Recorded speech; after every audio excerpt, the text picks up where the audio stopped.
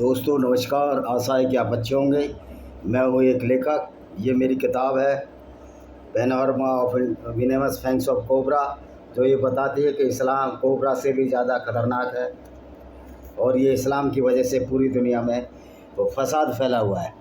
तो दोस्तों ये किताबें तो आप देखते ही रहते हो, बहुत सारी किताबें लिखी है मैंने, जिसमें डिस्क्रिमिनेटेड हिंदू भाई विजय कुमार पाल है। अब पते की बात यह है कि मेरी किताबों को अप्रिशिएट करने वालों की संख्या उन लोगों की है जो मुझको नहीं जानते, और जो मेरे को जानते हैं अगर मैं फेसबुक पे भी वो डालता हूँ तो एक लाइक भी नहीं करते। खैर, मुझे ऐसे लोगों की कोई चिंता न रही है न रहेगी, क्योंकि हमारा काम किसी को इंगित कर कर लिखना नहीं है कि कोई वो व्यक्ति फलाना व्यक्ति किताब पढ़ेगा। हमारा मूल उद्देश्य है लोग सच्चाई को जाने, और हमारा ऑब्जेक्ट भी यही है। ये उनका काम है, वो क्या करते हैं। तो आज दोस्तों हम बता रहे हैं ये तबलीगी जमात क्या होती है। आपने देखा मौलाना साहब, जो तबलीगी जमात क्या होती है। ये इस्लाम की वो भारत में स्थापित हुई, ये एक ऐसी आइडियोलॉजी है जिसका इस्लाम के लोग, मुसलमान लोग प्रचार करते हैं, उपदेश दल के रूप में करते हैं और उपदेश करते हैं, और ये कहते हैं कि आप इस्लाम में रहो, इस्लाम में आओ। और ये सभी सदस्यों को अपने धर्म का अभ्यास करने के लिए और वापस इस्लाम में आने के लिए प्रोत्साहित करते हैं। लेकिन तबलीगी जमात वाले वो सारी चीज़ें आपको नहीं बताएंगे जो इस्लाम में गंदगी है, जो इस्लाम में फिल्द है, जो कि नफ़रत फैलाती है, लोगों को कत्ल करने के लिए उकसाती है जो मुसलमान नहीं है। वो सब चीज़ नहीं बताएंगे, मगर झूठ बोल बोल कर शुगर कोटेड इस्लाम बताएंगे कि अल्लाह बड़ा दयालु है। कल हमने एक वीडियो बनाया था, अगर अल्लाह दयालु है तो गैर मुस्लिमों को कत्ल क्यों करता है वो। तो ये 20वीं सदी के एक, अब देखिए, इस्लाम को धार्मिक आंदोलन कहना, इसको हम धार्मिक आंदोलन कह ही नहीं सकते। इस्लाम एक अधार्मिक, अपवित्र और लोगों को बर्बाद करने वाला आंदोलन है, जिसमें सिर्फ और सिर्फ फ़ायदा मुसलमानों को होता है कि उनको ये छूट मिलती है वो किसी दूसरे की औरतों के साथ बलात्कार करें, क्योंकि इस्लाम में गैर मुस्लिम औरत के साथ बलात्कार कोई अपराध नहीं है। ये सच्चाई है। तो ये देखिए कहाँ हुआ है, इसकी शुरुआत कहाँ से हुई थी तबलीगी जमात की। 1926 में स्थापित मोहम्मद इलियास कांदालवी, ये कंधालवी तो कोई जगह है मुजफ्फरनगर में या मेवात के क्षेत्र, ब्रिटिश इंडिया की जड़ें शुरू हुई थी। और ये कहते हैं नैतिक मूल्यों के हर इस्लाम के पहलुओं की उपेक्षा के। भाई इस्लाम में नैतिक मूल्य कौन से हैं जो हास हो जाएंगे। इस्लाम तो खुद में ही गिरा हुआ है, क्योंकि मोहम्मद साहब का भी कोई नैतिक मूल्य नहीं था। वो भी लोगों को कत्ल कर देते थे इसी बात पर, और उसी बात पर लोगों के औरतों के साथ बलात्कार हुए कि वो गैर मुस्लिम थी, यहूदी थी। उसके बाद हिंदुओं की औरतों के साथ बलात्कार हुए। तो नैतिक मूल्य तो इस्लाम में है ही नहीं। मुझे बताओ किधर से कोई नैतिक, कौन से इरादे ईमानदारी के हैं।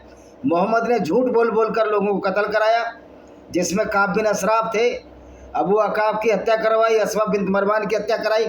तो तबलीगी जमात का मूल उद्देश्य तो होना चाहिए था कि अपने पैगंबर मोहम्मद का बताते कि पैगंबर मोहम्मद लूट भी करते थे और 20 में हिस्सा लेते थे। देखो इसका इतिहास कहाँ से शुरू हुआ। ये भारत में ही होते हैं सारे इस्लाम का ठेका इन कन्वर्टेड मुसलमानों ने लिया है। लेकिन अब इनकी पोल खुल चुकी है, अरबी लोग इस्लाम छोड़ रहे हैं, लेकिन इन्होंने इस्लाम की गुंडागर्दी का ठेका ले रखा है। Yes, Islam is a goonism against the human values. वास्तव में इस्लाम एक गुंडागर्दी है।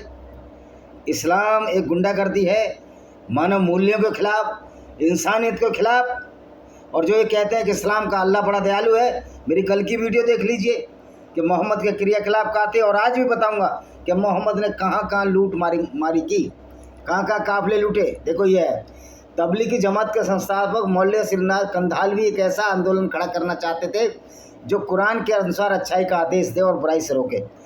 कुरान में कोई अच्छाई ही नहीं है गैर मुस्लिमों के लिए।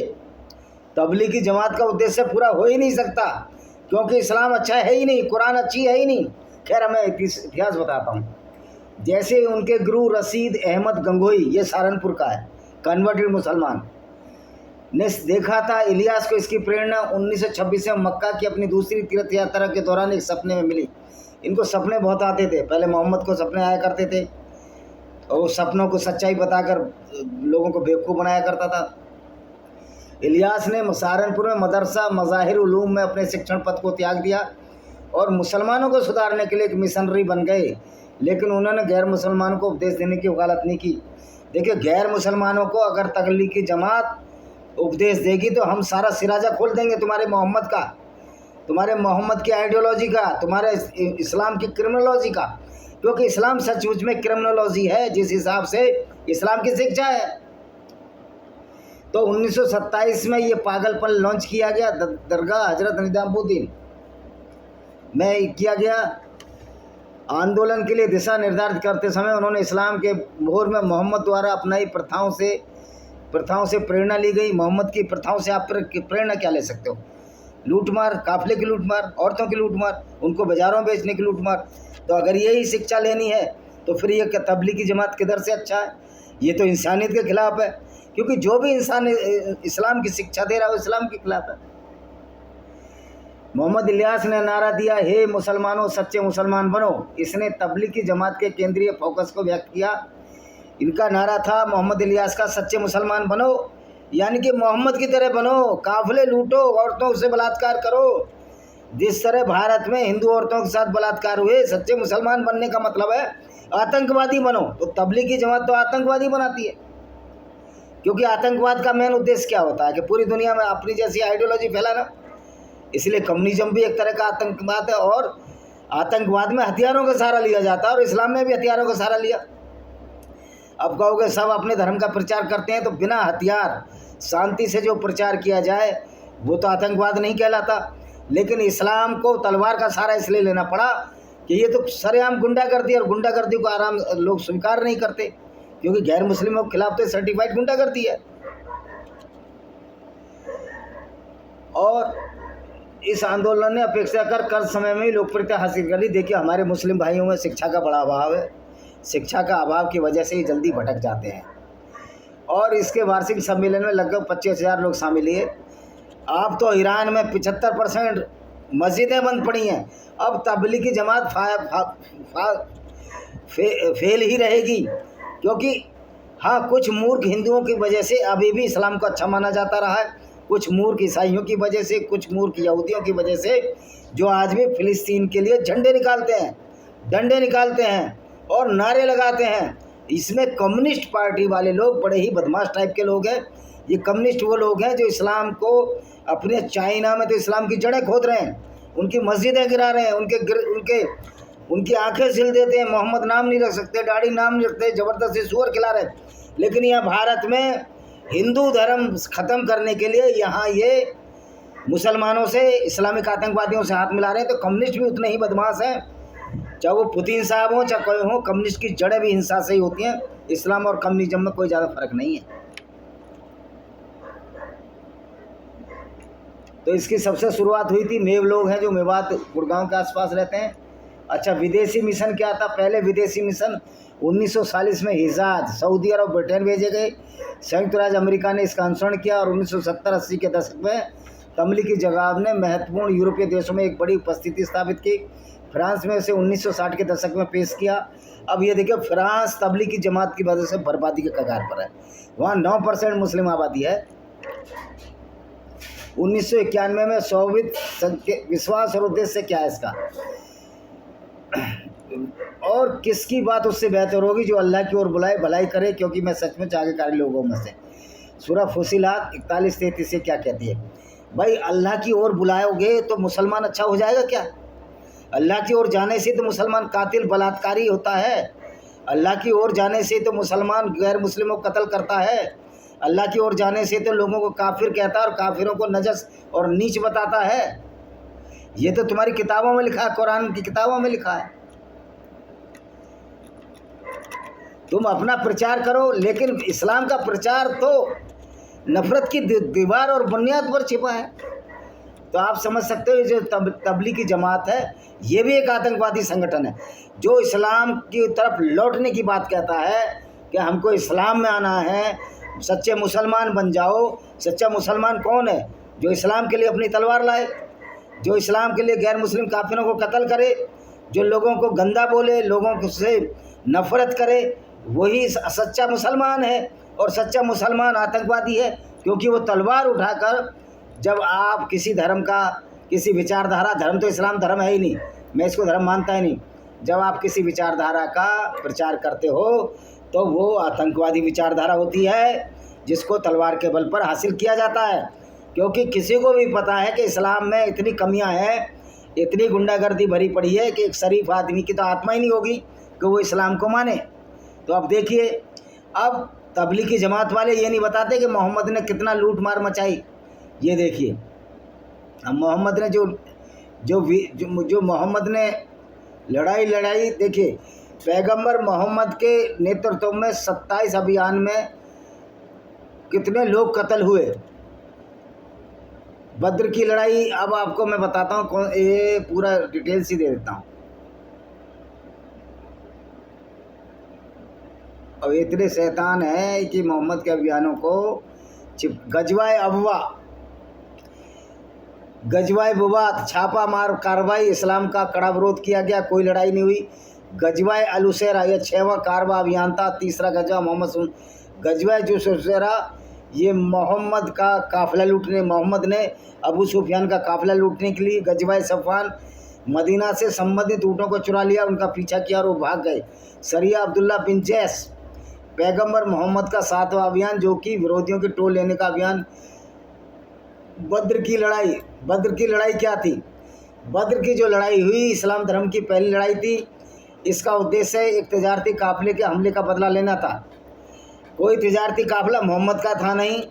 अबू सुफियान के काफिले को 3 बार लूटने की कोशिश की गई, और जब 3 बार लूटने की कोशिश की गई तो लेकिन अबू सुफियान हर बार बच गया। तो मक्का से कुछ लोग आए कि अबू सुफियान का काफिला बार बार लूटा जा रहा है, उसका विरोध करने के लिए। लेकिन जब वो पता लगा कि अबू सुफियान, जो कि मोहम्मद का चचेरा भाई था, उसका काफिला लूटा नहीं गया, तो बेचारे मक्का में रुक गए कि वापस जाना, मदीना में ही रुक गए और वहाँ खाने पीने के लिए पानी ढूंढने की तलाश में गए। तो मोहम्मद के आदमियों ने उनके एक आदमी को पकड़ लिया, फिर उसको छुड़ाने के लिए वो लड़ाई हुई। यानी मोहम्मद ने हर जगह लड़ाई लड़ी, सिर्फ किस लिए? लूट के लिए। गजवाए सबीक हुई, जिसमें मोहम्मद ने फसल बर्बाद कर दी। गजवाए बनु कनकैया हुई। देखिए, गजवाए बनु कनकैया का मैं पूरा बता देता हूँ आपको।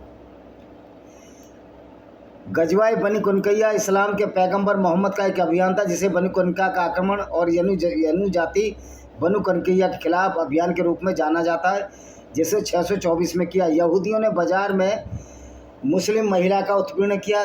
क्या मुस्लिम महिला का उत्पीड़न किया था? उसके वो महिला कुछ खरीदने गई थी, लड़ाई झगड़ा हो गया था। तब बनु कुय्या के बाजार में दूध लेकर आई औरत एक सुनार के पास, जो यहूदी था, बैठ गई। यहूदियों ने उसका चेहरा खुलवाना चाहा, मगर उसने इनकार कर दिया। इस पर सुनार ने चुपके से उसके कपड़े का निचला किनारा पिछली तरफ बांध दिया और उसे कुछ खबर नहीं हुई। जब वह उठी, इससे बेपर्दा हो गई। यहूदियों ने कहका लगाया, उस पर औरत ने चीख चकार मचाई, जिसे सुनकर मुसलमान ने उस सुनार पर हमला कर दिया, उसे मार डाला। जवाब में यहूदियों ने उस मुसलमान पर हमला करके उसे मार डाला। इसके बाद कत्ल किए गए मुसलमानों के घर वालों ने शोर मचाया और यहूदियों के खिलाफ मुसलमानों की फरियाद हुई। नतीजा हुआ, मुसलमान और बनु कुय्या के यहूदियों में दंगा हो गया।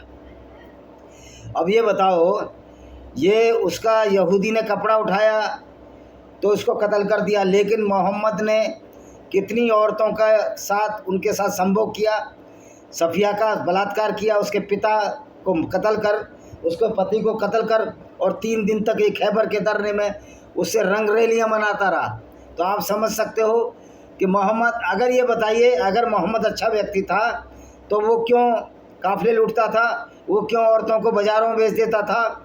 यानी कि कोई बहाना, क्योंकि मोहम्मद से लोग चिढ़े हुए थे। मोहम्मद साहब ने मदीना में जाकर जितने भी ख़राब लोग थे उनको साथ मिलाया और ये काफिले लूटने लगे। ये मोहम्मद का काम था। 20% ये खुद हिस्सा रखते थे। ये क्यों नहीं बताते लोग? ये चीज़ क्यों नहीं बताते?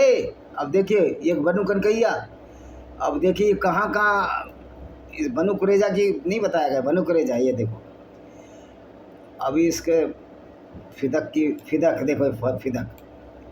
अब ये जो फिदक की लड़ाई थी, बागे फदक, मोहम्मद ने एक बगीचे को लूटा था। फिदक की विजय, जिसे फिदक का संपूर्ण का इस्लाम के पैगंबर मोहम्मद का एक अभियान है जो 628 एडी अन्ना डोमनी में या 7वीं हिजरी के दूसरे महीने में हुआ था। अब ये क्या लड़ाई थी? फिदक पैगंबर मोहम्मद को पता चला कि खैबर यहूदियों के साथ मुसलमानों से लड़ने के लिए फिदक के लोग एकत्र हुए थे, इसलिए उसने मोइसा बिन मसूद रजी को उनके रजुल्ला को पास भेजा। फिदक के लोगों ने बिना किसी लड़ाई का आत्मसमर्पण कर दिया। सच्चाई यह है कि मोहम्मद ने उनसे फिरौती मांगी और इसलिए ये आदमियों का उनके पास भेजता था। मोहम्मद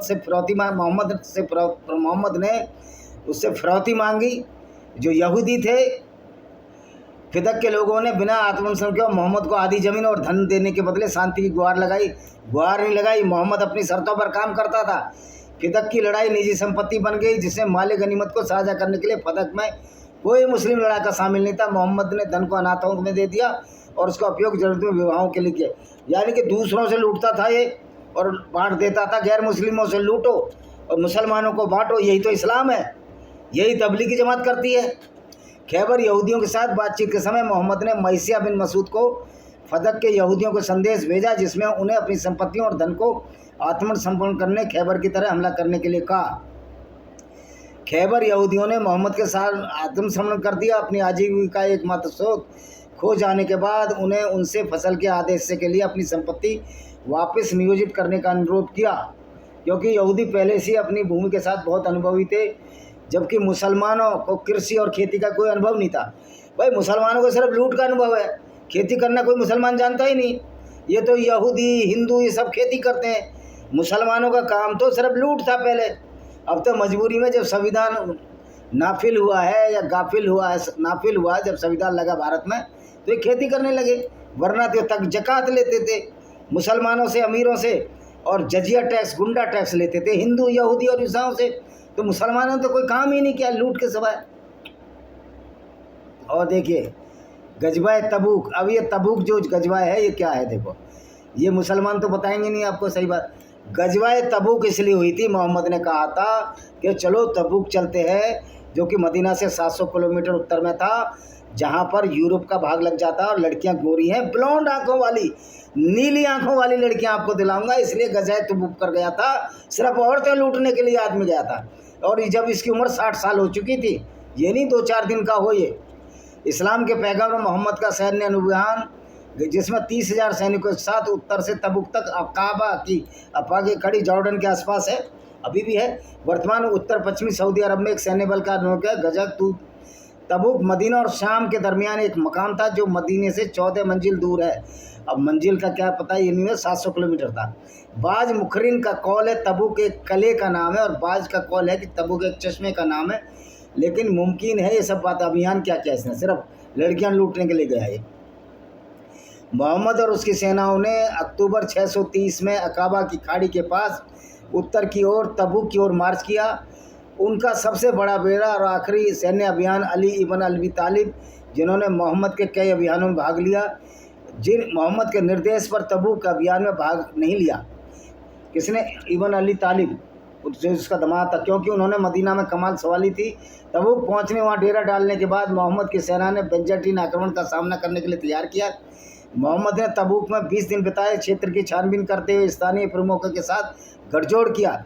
बेंजाटीन सेना के कोई संकेत नहीं मिलने के कारण मदीना, बेंजाटीन तो बोल रहे थे हमारी तो आपसे लड़ाई नहीं है, आप आ क्यों गए? मतलब इनको इतनी बेइज्जती हुई इनकी, वापस आना पड़ा। तो मोहम्मद का जो काम था ये तब ये नहीं बताएंगे लोग ये। और देखिए तबूक की लड़ाई क्यों हुई थी वो भी मैं बताता हूँ आपको, अगर वो मिल जाएगा sunna.com पर कि तबूक की लड़ाई की हदीस क्या है। ये मोहम्मद लड़कियां लूटने के लिए गया था।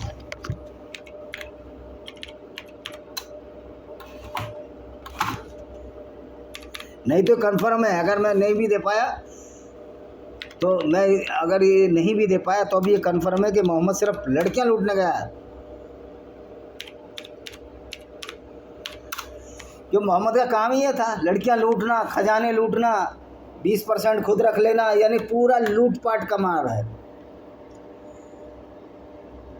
Full to full.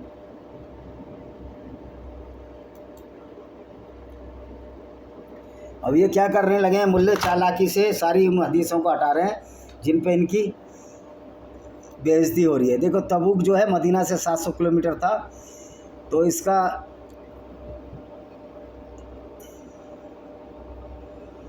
इसका कारण यही था कि तबूक में मोहम्मद इस्लाम फैलाना चाहता था और उनकी लड़कियों को लूटना चाहता था, क्योंकि मोहम्मद जहाँ भी गया उसने सिर्फ और सिर्फ लड़कियों को ही लूटा और कुछ किया ही नहीं उसने। ये तो मोहम्मद का करैक्टर था। तो तबूक में क्या किया इस देखिए, ये 20 दिनों तक रहे लेकिन कोई भी उनसे लड़ने ही नहीं आया। तो मैं ये पूछना चाहता हूँ कि मोहम्मद की और इस्लाम की सच्ची बातों को तबलीगी जमात जिस दिन बताने लगेगा कि मोहम्मद काफ़िले लूटते थे, मोहम्मद 20% हिस्सा खुद लड़ते थे, मोहम्मद ने 16-17 साल की लड़की सफिया के साथ गलत काम किया उसके पिता और पति को मारकर, और सच्चा इस्लाम अगर तबलीगी जमात सच्चा मुसलमान बनाती है तो वो आतंकवादी बनाती है, क्योंकि सच्चा मुसलमान तो आतंकवादी होता है। सच्चा मुसलमान वह है जो मोहम्मद की शिक्षाओं पर चले और मोहम्मद की शिक्षाओं पर चलकर वही काम करे जो मोहम्मद साहब करते थे। अब मोहम्मद साहब क्या करते थे हम तो बता ही चुके हैं कि ये सिर्फ और सिर्फ लोगों की फसलें लूट लेते थे, लोगों की ज़मीन लूट लेते थे। बागे फदक भी लूट का हिस्सा था जो फातिमा को दिया मोहम्मद ने अपनी बेटी को, और वो भी उमर ने उनको वापस नहीं किया। उन्होंने कहा तो लूट का हिस्सा है।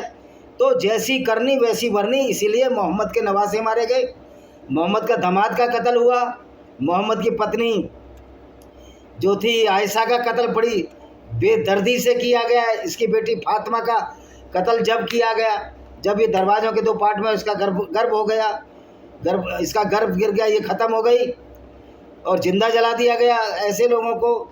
और आयशा का कत्ल किस तरह हुआ, उसको बुलाया खाने के लिए, ऐसी कुर्सी और उसमें भाले लगे थे उसमें गिरकर मर गई।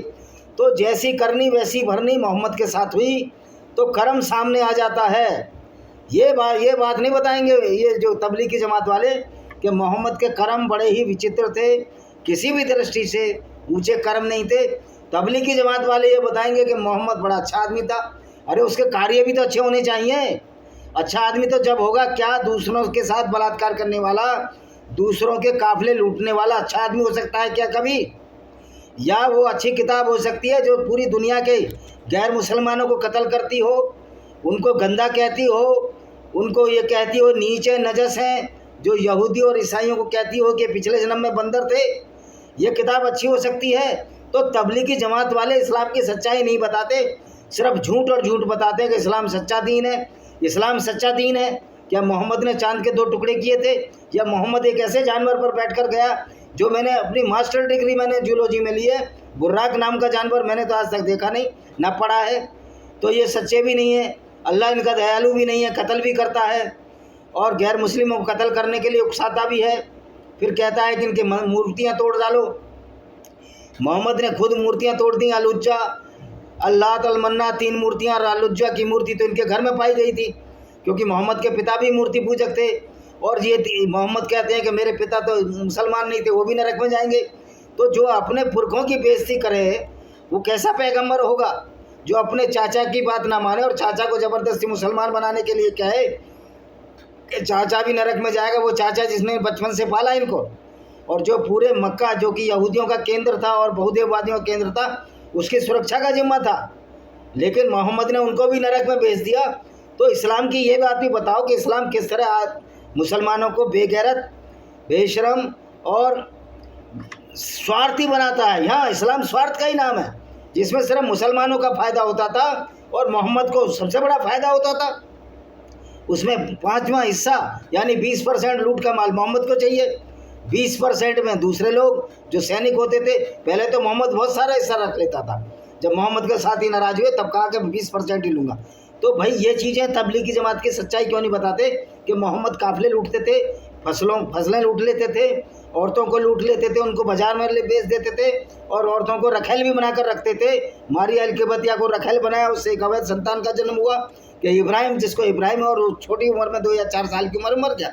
ये बात तबलीग की जमात वाले नहीं बताते। अगर तबलीग की जमात वाले इस्लाम की सच्चाई बताएं तो इस्लाम जीरो हो जाएगा। इसलिए तबलीगी जमात वाले जो बात बताते हैं सच्चे मुसलमान बनो, वो ढोंग है। दूसरे लोगों को तबलीगी जमात की बातों में नहीं आना चाहिए। तबलीगी जमात जो इस्लाम का है वो मानवता का सबसे बड़ा शत्रु है, क्योंकि इस्लाम सबसे बड़ा शत्रु है मानवता का। कुरान सबसे बड़ी शत्रु किताब है। तो तबलीगी जमात तो हमारे प्राइम टारगेट पे होना चाहिए कि ये तो मानवता के खिलाफ एक बहुत बड़ा षड्यंत्र है जो भारत से ही शुरू हुआ। और ये ख़त्म भी भारत में ही होगा, क्योंकि हमारे मुस्लिम भाई अब इस सच्चाई को जान चुके हैं। ये मेरी एक और किताब देखिए, लॉस्ट पैराडाइज कश्मीर, ये भी अच्छी किताब है, किस तरह इस्लाम ने बर्बाद किया कश्मीर को, जब इस्लाम की वजह से कश्मीर बर्बाद हुआ, जब मीर अली हमदानी आया।